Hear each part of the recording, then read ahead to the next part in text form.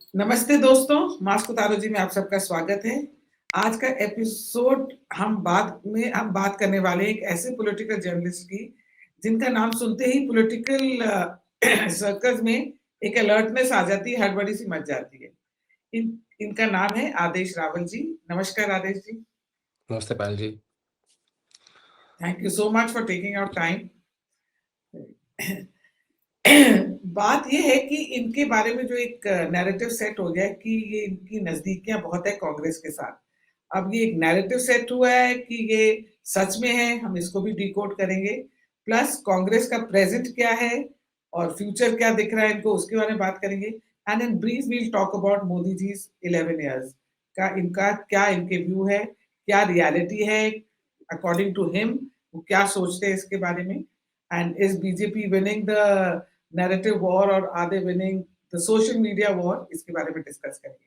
सो आदेश जी, आप पहले तो ये डिकोड कीजिए कि आपको क्यों बोला जाता है कि आप कांग्रेसी हैं।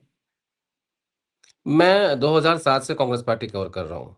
तब अच्छा। जब मैं जर्नलिज्म में आया 2007 से ही मैंने कांग्रेस पार्टी कवर करनी शुरू की।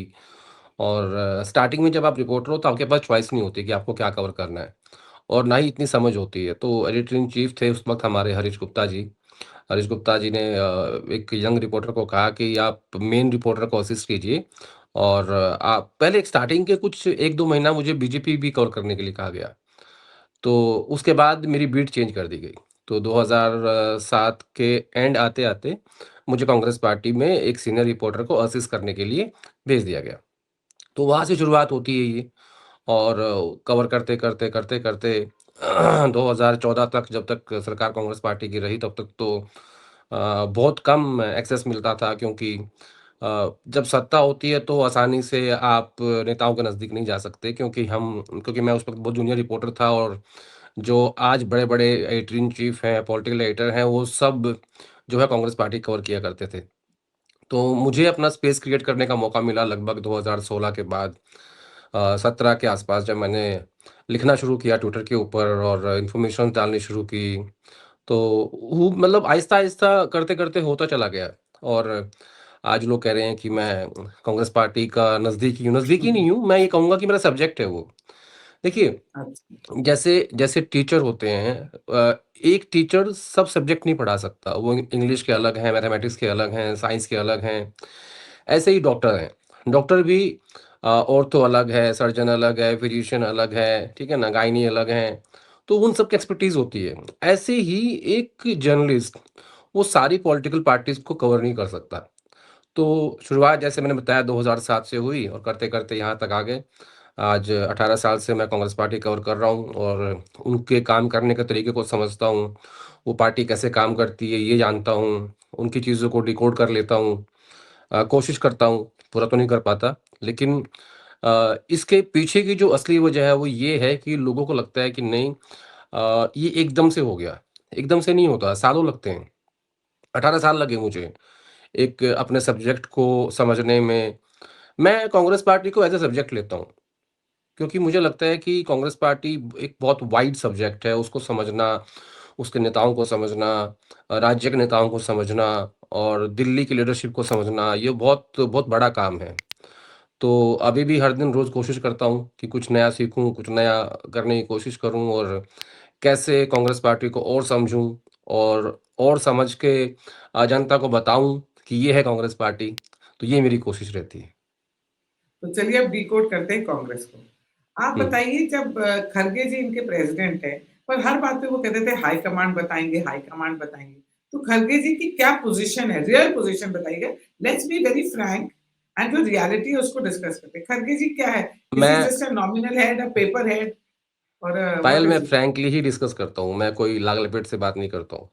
खड़गे जी एक कांग्रेस पार्टी के और गांधी परिवार के वफ़ादार व्यक्ति हैं, इसीलिए वो कांग्रेस प्रेज़िडेंट हैं, पहली बात। दूसरी बात, खड़गे जी जब ये कहते हैं कि हाई कमांड तय करेगा, तो वो जानते हैं उस बात को, और खड़गे जी का 40 साल का इलेक्टोरल पॉलिटिक्स का एक्सपीरियंस है, तो वो सोच समझ के इस बात को कहते हैं, क्योंकि वो जानते हैं कि इस पार्टी में हाई कमांड कल्चर ही है जो आपको आगे लेके जाता है।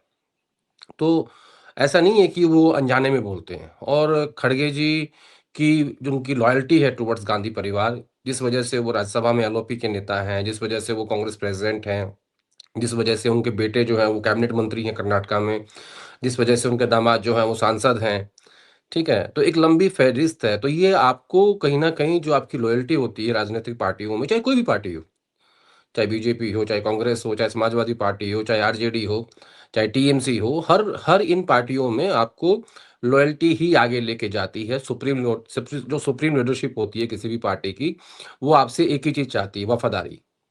अगर वफ़ादारी आपके अंदर है, तो आप आगे बढ़ेंगे। आपके अंदर राजनीतिक गुण हो सकते हैं, लेकिन राजनीतिक गुणों के साथ-साथ आपको वफ़ादार होना भी पहला क्राइटेरिया है राजनीति के अंदर। तो जो खड़गे साहब ये कहते हैं कि हाईकमान तय करेगा, तो वो सोच समझ कर कहते हैं। उनको पता है कि वो क्या कह रहे हैं। अच्छा, वैसे कांग्रेस बार-बार ना रिपीट करती जाती है, रेपिटेटिव होती है, वे मिस्टेक्स आर कंसर्न। हुँ, अब आप कर्नाटका में देखिए क्राइसिस हो रहे हैं। पहले हुँ, राजस्थान में हो चुका है, उसके कारण उनकी गवर्नमेंट गई। इन्होंने अब अभी हिमाचल प्रदेश में इलेक्शंस आने दो, यहाँ पे भी एक क्राइसिस शुरू हो जाएगा 9-10 महीने पहले। अब आप हुँ। बताइए कर्नाटका में जो हो रहा है, अगर कांग्रेस सिद्धार्थ मैया जी को नाराज़ करती है, तो वोकली का वोट चले जाती है उनके पास। नहीं पूर्वा वोट चले जाती है और अगर डॉक्टर शिव कुमार जी नाराज़ होते हैं, तो वोकली का वोट चले जाए। तो क्या करेगी क्या कांग्रेस? इस ये जो मझधार में बैठती है कांग्रेस, ये क्या करेगी? ये कहाँ जा रहा है ये क्राइसिस? ये लड़ाई सिद्धरमैया और डीके के बीच की नहीं है। ये लड़ाई है कि 2028 में कांग्रेस पार्टी का चेहरा कौन होगा। क्योंकि सिद्धरमैया 83 इयर्स के हो चुके हैं। सिद्धरमैया का जो पहला टेन्योर था 2013 से 2018 एज़ ए चीफ मिनिस्टर, उसमें उनकी छवि बहुत साफ थी। उनके पे कोई दाग नहीं था और उनके आस-पास के लोगों पे कोई दाग नहीं था। लेकिन ये जो टेन्योर उनका आया है, सेकंड टेन्योर जिसमें उनका लगभग 2.5 साल पूरा हो चुका है या होने वाला है, इसमें उनके वाइफ़ को लेके चार्जेज़ लगे कि उनको प्राइम लोकेशन पे लैंड दी गई। इनके बेटे को लेके चार्जेज़ लग रहे हैं, उनके कैबिनेट मिनिस्टर को लेके चार्जेज़ लग रहे हैं। तो करप्शन को इस बार सिद्धरमैया जिस तरीके से हैंडल करते थे वैसे नहीं कर पाए। तो 83 के जब वो चीफ मिनिस्टर हैं, तो ज़ाहिर तौर पर कांग्रेस पार्टी को उसमें अपने बेहतर भविष्य के लिए एक नेता की तलाश है और करनी भी चाहिए, किसी भी दल को करनी चाहिए। और डीके को लगता है कि क्योंकि वो पीसीसी प्रेज़िडेंट हैं और उनसे ये वायदा किया गया था कि 2.5 साल आपको देंगे और वो जो बैठक हुई थी 2023 में उसमें ये कह दिया गया था, सिद्धरामैया ने अपनी तरफ से ये कहा था कि मैं 2.5 साल पूरे होने से 5 मिनट पहले ही मुख्यमंत्री की कुर्सी छोड़ दूँगा। और ये बात खड़गे साहब ने कुछ विधायकों को बताई है कि हाँ, ऐसा वायदा हुआ था और मैं वहाँ पे मौजूद था। संगठन महासचिव थे, डीके शिव कुमार थे, सिद्धरामैया थे, वहाँ के इंचार्ज रणदीप सिंह सुरजेवाला थे। राहुल गांधी वहाँ मौजूद नहीं थे। लेकिन सोनिया गांधी को इस बात का पता था कि हाँ, 2.5 साल का वायदा हुआ है और डीके की नज़दीकियाँ हैं गांधी परिवार से, वो ट्रबल शूटर भी माने जाते हैं। तो ये 2.5 साल का वादा, दूसरा कि अब 83 इयर्स के सिद्धरामैया के बाद कौन? क्राइसिस इस बात का है। तो मुझे लगता है कि इसके ऊपर जल्दी कोई फैसला होगा, अभी तो नहीं हुआ है। एक बड़ा तबका है जो सिद्धरामैया के पक्ष में है दिल्ली में और उतना ही बड़ा तबका है जो डीके के पक्ष में है। ये मेरे को ये पूछना था कि जैसे कांग्रेस वार्निंग्स क्यों नहीं समझती है, बार बार सेम सेम चीज रिपीट करती रहती है। जैसे वो अपने आप को, अब राहुल गांधी बोले मैं ओबीसी का लीडर हूँ, तो कभी कुछ बोलते रहते। Why are they learning? या किसी में हिम्मत नहीं है राहुल जी को बताने की कि कहाँ वो गलत कर रहे हैं, क्या कर रहे नहीं, ओबीसी का जो उन्होंने कास्ट सेंसस की बात की थी लोकसभा चुनाव से ठीक पहले और उसका मुझे लगता है कि लोकसभा चुनाव में फ़ायदा भी हुआ कांग्रेस पार्टी को। 2 बातें ऐसी थी जिसका फ़ायदा पूरे विपक्ष को हुआ। पहली थी कि आपने कहा कि संविधान चेंज करने वाली है बीजेपी, 400 सीट इसलिए चाहिए और राहुल गांधी और खड़गे साहब ने जो संविधान की कॉपी, जो छोटी वाली कॉपी थी उसको प्रचार जो किया, पूरे कैंपेन में दिखाया, उसी की वजह थी कि उत्तर प्रदेश में बीजेपी को इतनी इतनी गहरी वोटों की चोट लगी और पूरे देश में बीजेपी सिमट के 240 सीट पे आ गई और उसमें एक तबका ओबीसी का भी था, उसने भी कांग्रेस को और विपक्षी पार्टियों को वोट दिया।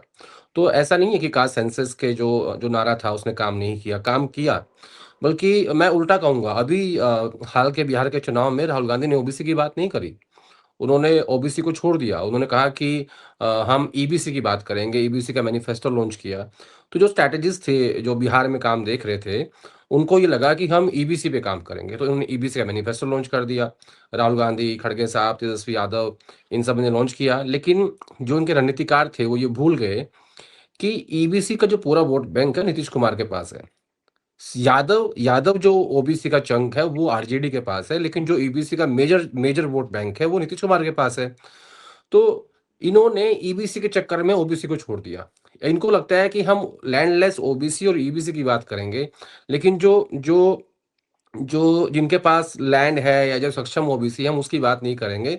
तो इनके स्ट्रैटेजिस्ट जो थे उन्होंने पोलराइजेशन कर दिया बिटवीन ओबीसीज। तो मेरा ऐसा व्यक्तिगत रूप से मानना है कि सत्ता में रह के पोलराइजेशन होता है। विपक्ष में जब आप होते हो तो आप अपने इश्यू को पोलराइज नहीं करते हो, क्योंकि आपको जब समूचा ओबीसी आपसे जुड़ रहा था, आपके साथ आने की बात कर रहा था और लोकसभा चुनाव में आया भी, तो आपको बिहार चुनाव में ईबीसी की बात करने की क्या जरूरत थी?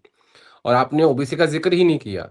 अभी भी अगर राहुल गांधी दोबारा से अगर ओबीसी की आउटरीच करते हैं तो मुझे लगता है कि उनको इससे फायदा मिलेगा, क्योंकि ये एक तबका बहुत बड़ा है। देखिए, राहुल गांधी हमेशा एक बात करते हैं आइडिया ऑफ इंडिया की। उन्होंने कल संसद में अपना भाषण दिया एसआईआर पे।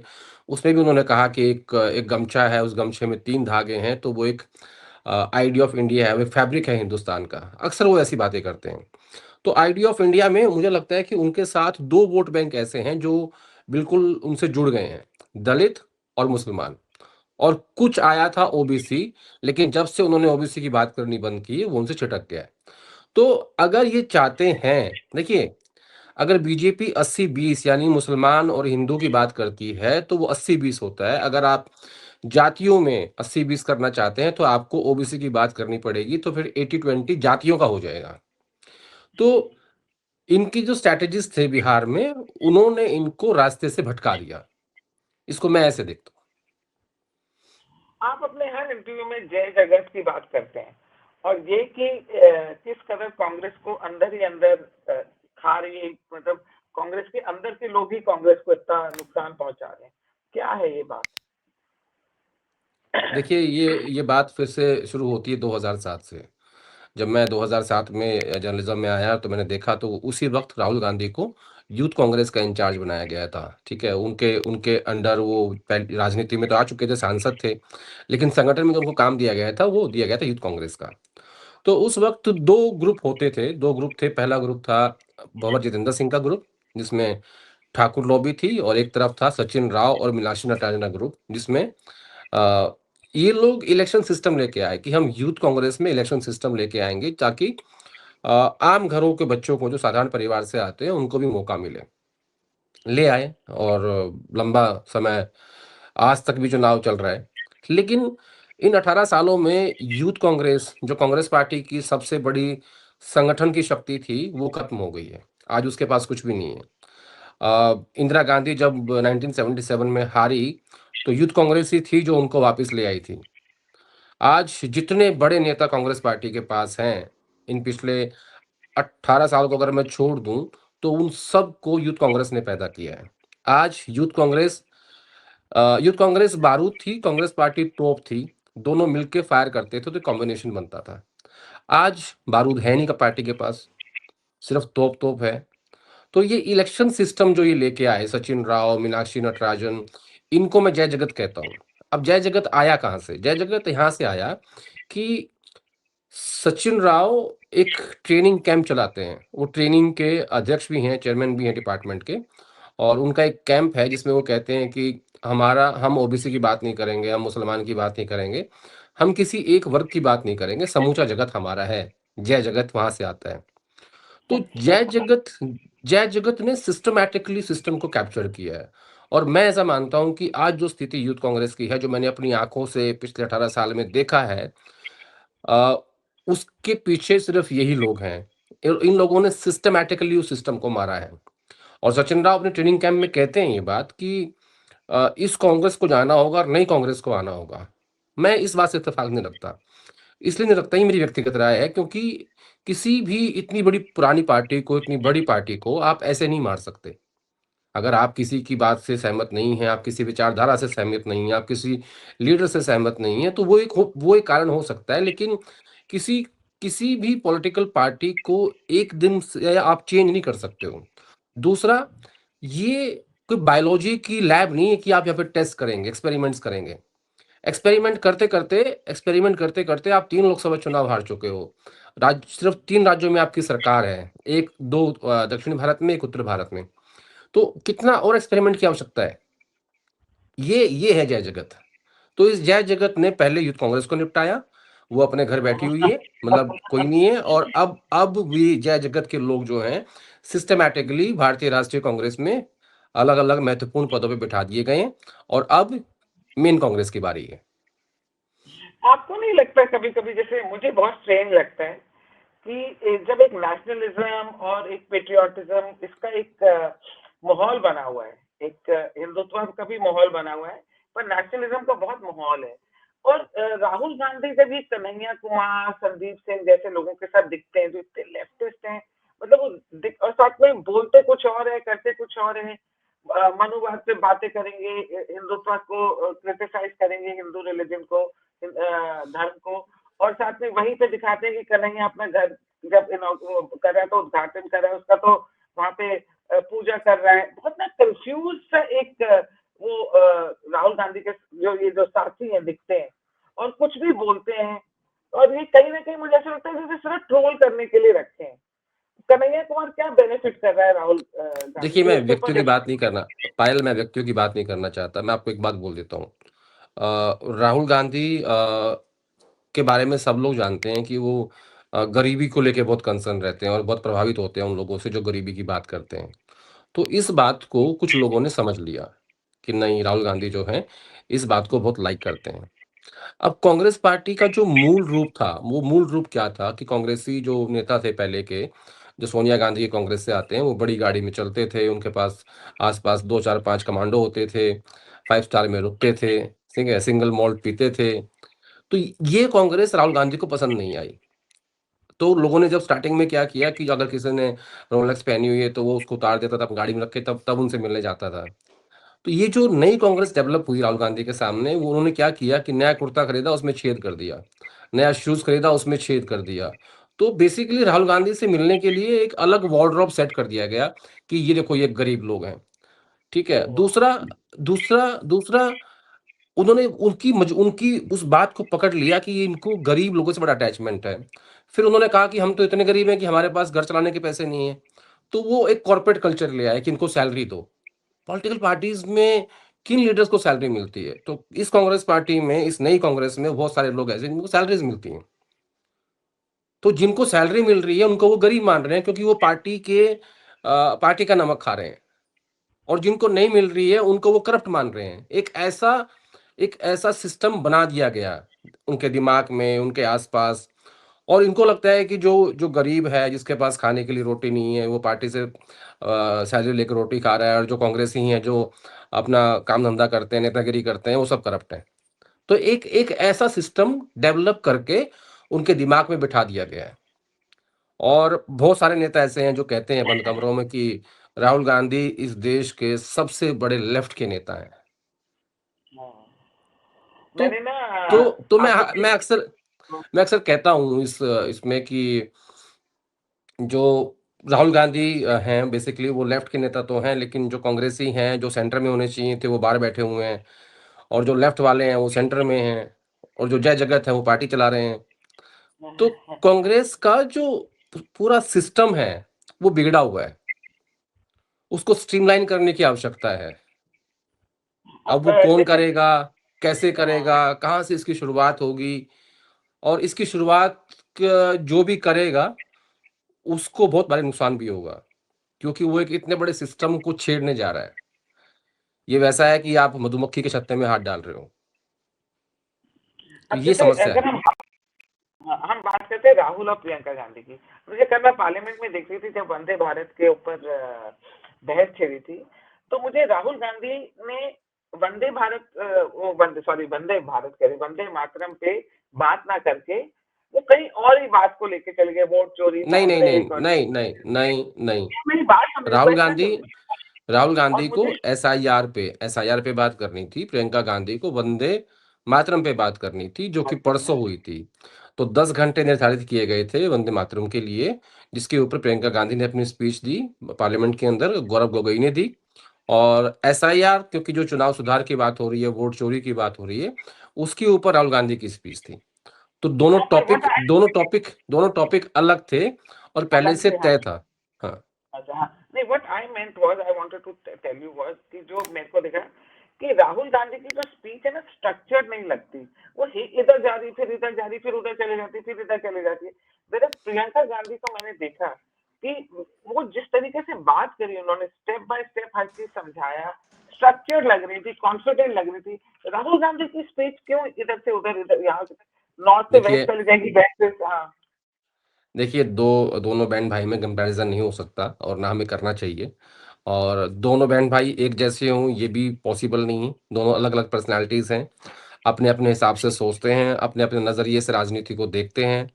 और राहुल गांधी का नज़रिया दूसरा है। जैसा मैंने कहा, प्रियंका गांधी थोड़ी सी प्रैक्टिकल ज़्यादा हैं एक पॉलिटिशियन के रूप में।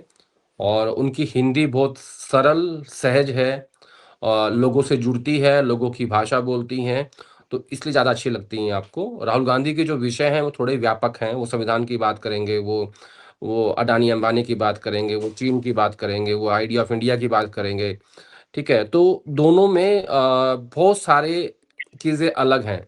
तो इसलिए आप लोगों को लगता है कि नहीं, और मैं देखिए, चाहे बहन भाई हो, चाहे कोई भी हो, कोई भी रिश्ता हो, ज़रूरी नहीं है कि दोनों एक जैसे हो सकते हैं। तो दोनों पर्सनैलिटीज़ अलग हैं।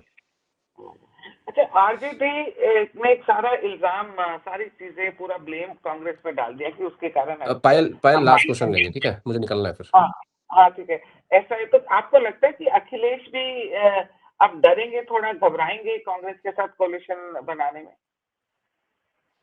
नहीं, देखिए, एक तो इंडिया अलायंस चला रहा है।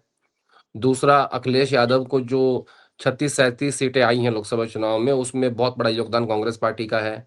क्योंकि जो जो जो संविधान का मुद्दा था, जो दलितों में जो बात गई, उन्होंने मायावती को वोट नहीं किया, उन्होंने इंडिया अलायंस को वोट किया, और उसका फायदा सीधा सीधा अखिलेश यादव को मिला है। अब रही आरजेडी की बात की, भाई आरजेडी ने, कांग्रेस पार्टी पे कोई ब्लेम नहीं है आरजेडी की तरफ से।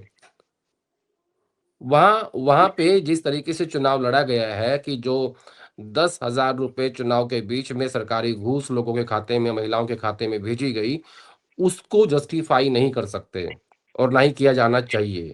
ये एक गलत परंपरा है इस देश में, जिसका हमारे ऊपर, आपके ऊपर, इस देश के ऊपर बड़ा गहरा प्रभाव पड़ने वाला है। आप पहले से 80 करोड़ लोगों को फ्री में राशन दे रहे हो, और आप चुनाव के बीच में अगर 10,000 भेजेंगे, तो अब जो कमिंग इलेक्शंस हैं 4 राज्यों के, जिसमें पश्चिम बंगाल, तमिलनाडु, केरल, असम है, तो यहाँ पे भी ये परंपरा चलेगी। लेकिन चुनाव आयोग ने लेवल प्लेइंग फील्ड नहीं छोड़ी है गैर बीजेपी सरकारों के लिए। अगर अगर आप इतने ही निष्पक्ष हैं, तो मेरा एक सीधा सवाल है कि क्या आप ममता बनर्जी को, एम.के. स्टालिन को और केरल की लेफ्ट सरकार को भी अनुमति देंगे कि वो चुनाव के बीच में लोगों के खाते में पैसे भेज सकें? आप नहीं देंगे। ये जो स्पेशल ऑफर है, ये सिर्फ बीजेपी के लिए, एनडीए के लिए है। तो ये चुनाव आयोग का दायित्व बनता है, ये उनका फर्ज है कि आप एक इंडिपेंडेंट इंस्टीट्यूशन है, आपके ऊपर इस देश के लोगों को भरोसा है कि हमारा जो वोट है वो सुरक्षित है, और आप इस बात को सुनिश्चित कीजिए कि आपके लिए सब समान है। रेसलिंग में 40 किलो का पहलवान 100 किलो के पहलवान से कुश्ती नहीं लड़ सकता, वो हार जाएगा, उसके हाथ और पैर भी टूट सकते हैं। तो आज एनडीए की जो सरकार है और बीजेपी की जो सरकार है, वो 100 किलो का पहलवान है, और जो गैर बीजेपी सरकारें हैं वो 40 किलो के पहलवान हैं। तो कोई भी कंपैरिजन नहीं हो सकता इसमें, अनटिल अनलेस इलेक्शन कमीशन निष्पक्ष रूप से सबको, उसको एक ऐसी माँ बनना पड़ेगा जिसके लिए सब बच्चे समान हैं। आप भेदभाव नहीं कर सकते। Last question, sorry but last hmm. Question, Navjot Singh Sidhu, ये क्या क्या था ये 500 करोड़ का सूटकेस एंड ऑल? देखिए, मुझे अच्छे से याद है, नवजोत सिंह सिद्धू जब कांग्रेस पार्टी में आए बीजेपी से, और पंजाब में सरकार थी, और जहाँ तक मैं सही हूँ 2017 से 2022 तक सरकार रही। कैप्टन साहब मुख्यमंत्री थे, और इनको मंत्री बनाया गया आते ही, कैबिनेट मिनिस्टर, इनके पोर्टफोलियो बड़े अच्छे दिए गए थे। तो एक दिन ये मुख्यमंत्री के पास गए, कहा कि मुझे एक अच्छी कार चाहिए एज ए मिनिस्टर। तो कैप्टन साहब के काफिले में 2 लैंड क्रूजर चलती थी। तो उन्होंने कहा कि ठीक है, एक लैंड क्रूजर तुम मेरी रख लो। बोलो सर ये तो सीएम की है। बोलो कोई बात नहीं, तुम ले जाओ उसको। तो कैप्टन साहब ने अपनी लैंड क्रूजर सिद्धू को दे दी। फिर प्रियंका गांधी के कहने पे इनको प्रदेश अध्यक्ष बनाया गया, सिद्धू साहब को। और उसके बाद जब आखिर में सीएम को चेंज किया गया तो इन्होंने दलित एक्सपेरिमेंट किया कि हम चाहते हैं कि पंजाब में सबसे ज़्यादा दलित हैं, तो हम एक दलित मुख्यमंत्री दें। और वो चन्नी साहब को बनाया गया और एक्सपेरिमेंट फेल हो गया। चन्नी साहब दोनों चुनाव हार गए, दो सीटों से, और कांग्रेस पार्टी 18 सीटों पे सिमट के रह गई। ये तो थी सिद्धू साहब के कांग्रेस पार्टी के भीतर की राजनीतिक जर्नी। अब इनकी पत्नी भी मिनिस्टर रही हैं, जहाँ तक मुझे अच्छे से याद है। और अब बात आई कि भाई 500 करोड़ का सूटकेस देते हैं, ऐसे देते हैं, वैसे देते हैं। तो वो उन्होंने किस संदर्भ में कहा है, क्योंकि उसके बाद उनकी तरफ से एक अनऑफिशियल स्टेटमेंट आया था कि हमारी पूरी बात नहीं सुनी गई, हमारा संदर्भ कुछ और था। तो मुझे लगता है कि ऑलरेडी पंजाब कांग्रेस के भीतर एक लड़ाई चल रही थी, राजा वड़िंग यानी जो जट सिख कैंप है वर्सेस चरणजीत सिंह चन्नी। वो लोग चाहते हैं कि राजा वड़िंग को हटा के हमें दे दिया जाए और हम फिर से दलित चेहरे के साथ जो है वो चुनाव में जाए। लेकिन जहां तक मेरे पास जानकारी है कि राहुल गांधी और वहां के जो इंचार्ज हैं भूपेश बघेल, उन्होंने ये पहले से तय कर रखा है कि राजा वड़िंग के फेस पे ही हम चुनाव में जाएंगे, क्योंकि वो जट सिख हैं और कांग्रेस पार्टी का जो वोट बैंक है वो जट सिख है और दलित एक्सपेरिमेंट को एक्सेप्ट नहीं किया गया। तो इस लड़ाई जो दो लोगों के बीच में चल रही थी, उसमें नवजोत सिंह सिद्धू की पत्नी का आना या उनका उनका आना, उस परिवार का आना और 500 करोड़ का एलिगेशन लगाना, ये बेसिकली कांग्रेस पार्टी का जो कैंपेन वहां चल रहा था उसको कमजोर करने की कोशिश थी। इसीलिए इमीडिएट इफेक्ट से उनको पार्टी से निलंबित कर दिया गया, क्योंकि इनको इस बात का आभास हो चुका है कि इसके पीछे कुछ और कहानी है जो आने वाले दिनों में खुल जाएगी। तो आप कुछ टाइम और इंतजार कीजिए, तब आपको ये पूरी पिक्चर समझ में आएगी।